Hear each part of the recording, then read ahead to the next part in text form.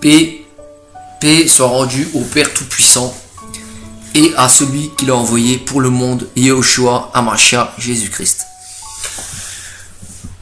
Ce thème a pour sujet les rois de ce monde. Pour approfondir donc ce thème et élargir, je dirais, les actions des hommes envers les présidents et autres, ceux qui gouvernent ce monde. Que nous dit les Saintes Écritures à ce sujet? Car les rois pratiquent la justice. Or Dieu aime ce qui est juste.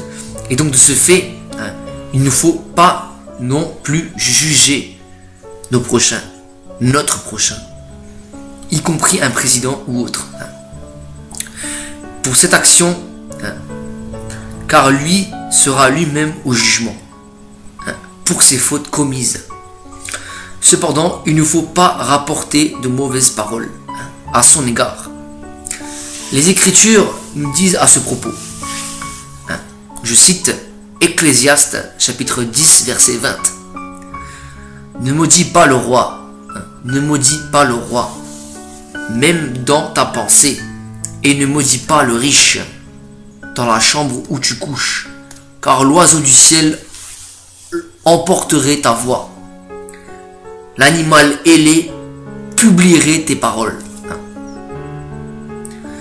Bref, on vous dit donc dans ce verset qu'un serviteur de Dieu, un ange, viendrait apporter ces paroles mêmes qu'on aurait donc dites à son sujet. De ce fait, il ne faut pas juger, car Dieu est justice. Dieu est justice.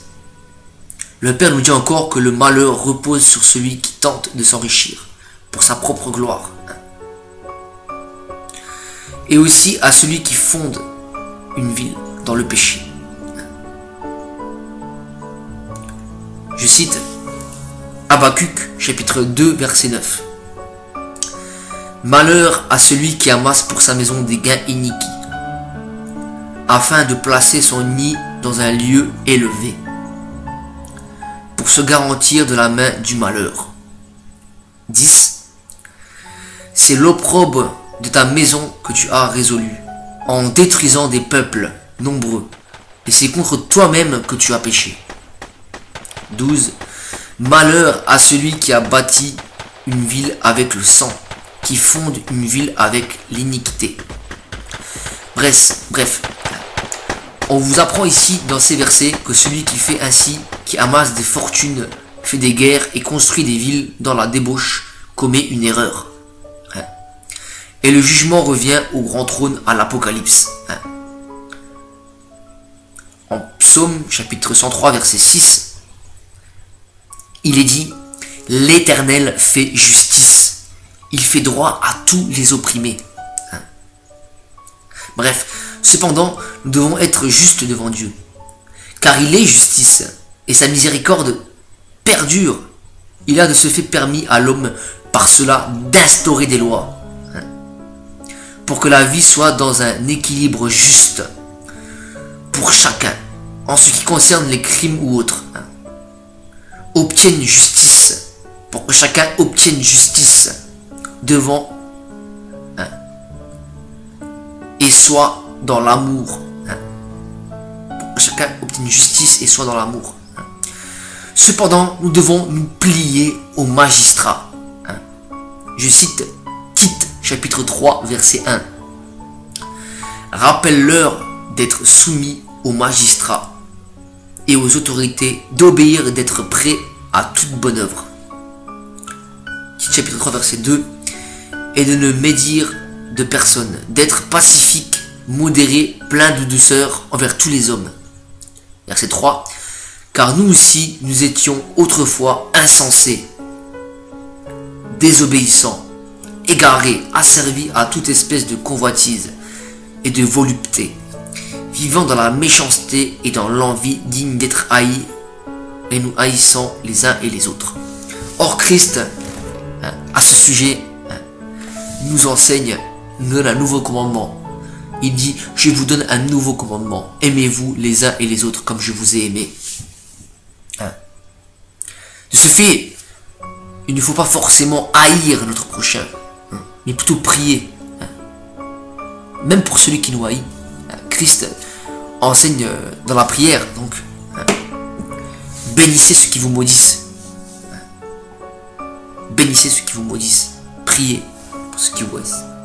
Pour ceux qui vous persécutent. Priez pour eux. Afin qu'ils puissent accéder donc, eux aussi, au salut qui est en Yahushua, dans la vie éternelle.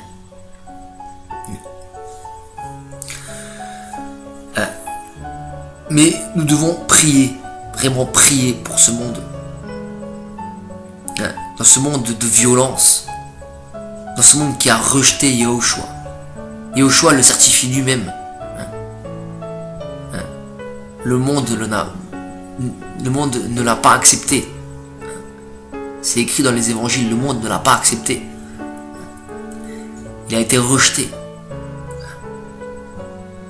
Donc, ici c'est très clair.